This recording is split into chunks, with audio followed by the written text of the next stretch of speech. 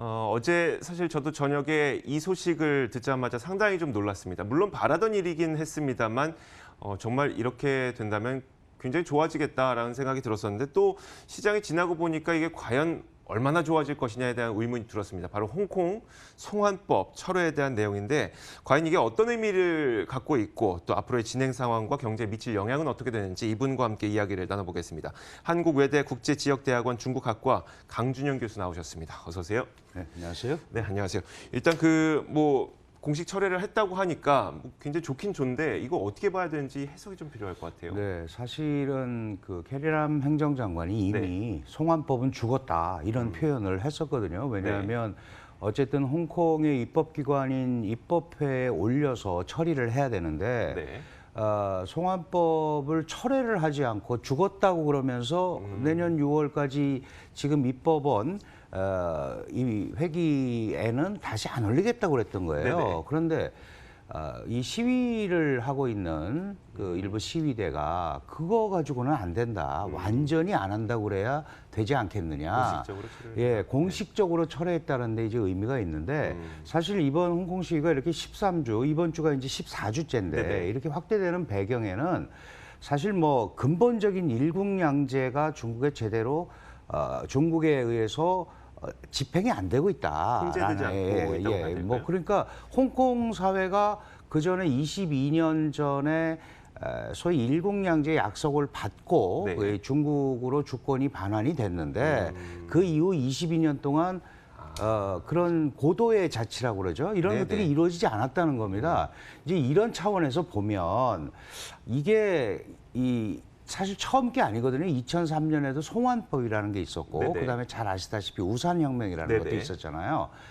근데 이 시위대 입장에서 보면 79일간이나 2014년에도 했는데 결과를 못 얻었어요. 네네. 그러니까 이번에는 뭔가 결과를 얻어야겠다. 이제 이렇게 강력한 요구를 하는데 문제는 초기 대응이 홍콩 정부가 좀 실패를 한 거죠. 네네. 왜냐하면 경찰의 강경 진압이 나섰단 말이죠. 네네. 그러니까 경찰의 강경 진압에 의해서 많은 시위대가 이 소위 반중국 정서를 강렬하게 드러내기 시작했어요. 네네. 그래서 이번에 송환법 철폐라는 것은 이미 사실 죽었다고 그랬으니까 더 이상 추진하지 않았다고 그랬음에도 불구하고 네네. 철폐를 했다라는 거는 이제 어느 정도 너희의 요구도 하나를 내가 수용을 하겠다라고 얘기를 네네. 하는 건데 핵심은 뭐냐 하면 지금 홍콩의 많은 사람들, 평화 시위를 하는 많은 사람들은 왜 그러면 우리 시민들을 폭도로 규정해서 네네. 그렇게 강경 진압을 했느냐. 거기에 대해서는 아무 말도 하지 않고 그렇죠. 있는 거 아니냐. 그러니까 이 과격 일부 시위되지만 이 정도 가지고는 안 된다고 얘기를 하는 겁니다. 네네.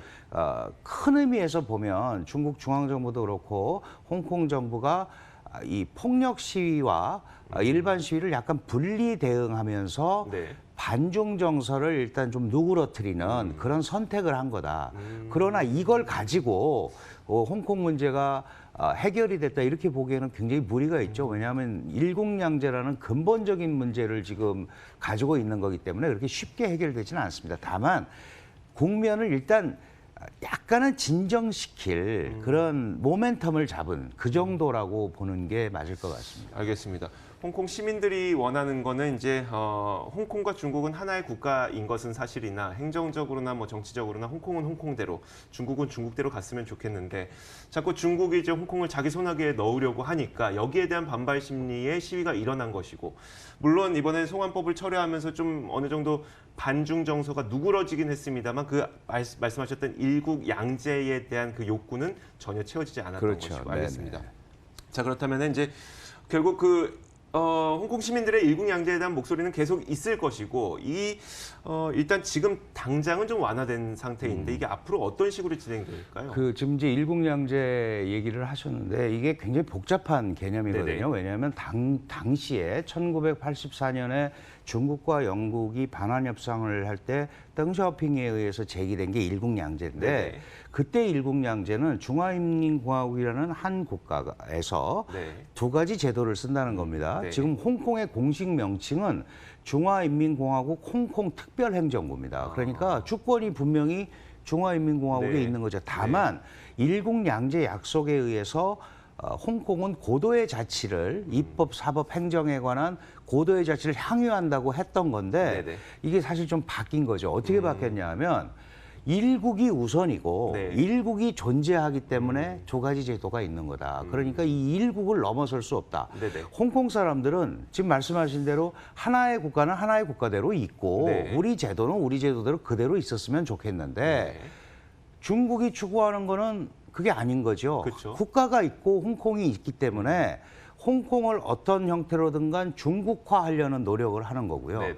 홍콩은 홍콩대로 그대로 있고 싶은 겁니다. 그리고 당시에 일국양제가 50년간 불변이라는 그 규정을 내걸었는데 네네. 얘기가 됐는데 홍콩 사람들은 어떻게 생각했냐면 50년을 지나고 나서 중국 경제가 발전하면 아마 중국도 홍콩처럼 될 거다. 네네. 경제가 발전하면. 그렇다면 그걸 기대했던 비슷해진 상황이 아니겠느냐. 그런 기대와 희망을 갖고 있었죠. 그런데 지금 1997년에 홍콩의 주권이 반환되고 나서 쭉 보니까 22년이 지났는데 네네.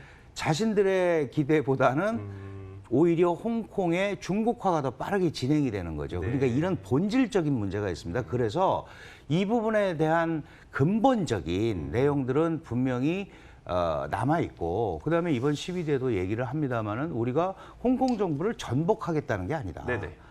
우리가 무슨 새로운 정부를 세우겠다는 게 아니고 약속한 부분에 대한 진정한 자치의 제도화 네. 그리고 그 진정한 자치를 분명히 담보해낼 수 있는 어떤 조치들 이런 것들이 필요하다고 하는 거니까 그런 네. 의미에서 뭐 무력 개입을 한다거나 이런 거는 굉장히 중국 입장에서는 명분이 떨어지는 일이었죠. 네. 경제적인 영향으로 이제 좀 들어가 볼게요.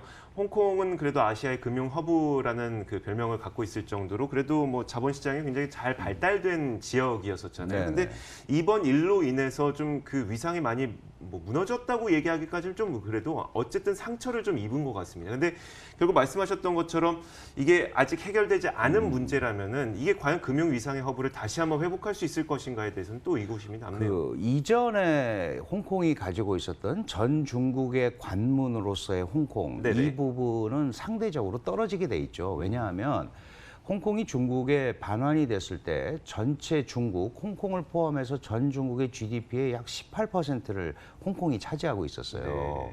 네. 그만큼 홍콩의 경제적 위상이 컸었는데 지금은 중국 경제가 올라오면서 2%대로 떨어졌습니다. 이건 시위가 아니어도 그렇죠. 위상은 좀 예. 떨어지고 있었던 그리고 이미 한 거죠. 10년 전쯤에 이제 홍콩은 중국의 관문이라기보다는 광동성의 관문 역할을 하는 게 맞지 않겠느냐. 네네. 근데 전략적으로 홍콩은 중국한테도 매우 중요한 데입니다. 지금 네네. 말씀하셨지만 아시아의 최대 금융 허브잖아요. 네네. 그 세계 3대 금융시장에 들어가는 데인데 지금도 여전히 중국에 들어오는 자본의 60%가 어쨌든 홍콩을 거쳐서 옵니다. 네네. 그러니까 여러 가지 잘 그 규범화된 금융 시스템이라든지 이런 것들이 있기 때문에 아직도 본토에 대한 중국 대륙에 대한 신뢰가 좀 부족한 이런 부분에서는 네네. 어쨌든 홍콩을 홍콩을 이용할 수- 거쳐서 가는 게 훨씬 안전하다고 생각하거든요. 그러니까 그런 위치는 기본적으로 있겠지만 중국 경제의 성장에 따라서 홍콩의 중요성은 상대적으로 조금 떨어지고 있기 때문에 네네. 그 부분은 완전히 이전 같은 건 어려울 거고요. 또 하나는 지금 이제 이번 사태가 이렇게 장기간 지속이 되면서 홍콩 시장에 대한 신뢰도가 약간 움직이기 시작했어요. 네네. 왜 그러냐 하면 이게 만약에 중국이 계속 홍콩을 통제하고 홍콩이 이렇게 불안해진다면 네네. 기존에 해왔던 홍콩의 역할이 좀 떨어지지 않겠느냐라는 그렇죠. 그런 네. 불안감이 있고 그래서 뭐 보도도 많이 됐습니다마는 아람코 같은 회사도 상장하려고 그러다가 네. 보류 내지는 지금 재고를 하고 있고 그렇죠. 네. 알리바바도 마찬가지거든요. 그러네요. 예. IPO를 하려다가 예. 철회하는 것만 봐도 알 수가 있겠네요. 이게 지금은 아직 상황이 아닌 것 네네. 같다. 그러니까 좀 더 진정이 되고 그리고 많은 사람들이 알고 있습니다. 홍콩이 아무리 자신들의 요구를 해도 중국 중앙정부에 의해서 받아들여지기가 어렵다는 걸 알기 때문에 네네. 일정한 수준을 안정적으로 유지를 해야 되는데 네. 지금 홍콩 행정장관이 보니까 이렇게 간다면 홍콩의 금융 허브 지위마저도 위협을 받을 수 있다. 이미 싱가포르라든지 네네. 또 일부 자본은 또 이렇게 어차피 이렇게 되는 거 상해로 옮겨가자라는 것도 그러겠네요. 있고 네네. 또 와중에 또 대만까지 막 우리가 아시아 네네. 경제 허브로 대체될 수 있다. 네네. 이러고 나온단 말이에요. 그래서 사실은 중국이 채택한 게 그러면 홍콩의 역할을 심천이라는深圳이라는 데가 하면 되지 않겠느냐. 네. 근데 그것도 믿음을 못 두죠. 왜냐하면深圳은 직접 중앙정부의 통제를 받는 지역이란 그쵸. 말이죠. 네. 그래서 홍콩이 자신들의 기존의 이런 시스템을 어떻게 유지해 나가는 것을 보여주느냐에 따라서 그 소위 지금까지 유지해왔던 글로벌 위상을 가질 수 있는 건데 전체적으로 중국 경제 흐름에 의해서 약간은 과거보다는 중요성이 떨어진 건 사실입니다. 사실 저희는 이 홍콩 자체가 뭐 아시아의 금융허브의 위상을 지키느냐 마느냐가 걱정된다기보다도 거기에서 이제 뭐 위상이 떨어지게 됐을 때 우리나라나 이런 데 그렇습니다. 피해가 오는 것을 좀 두려워하는 건데요.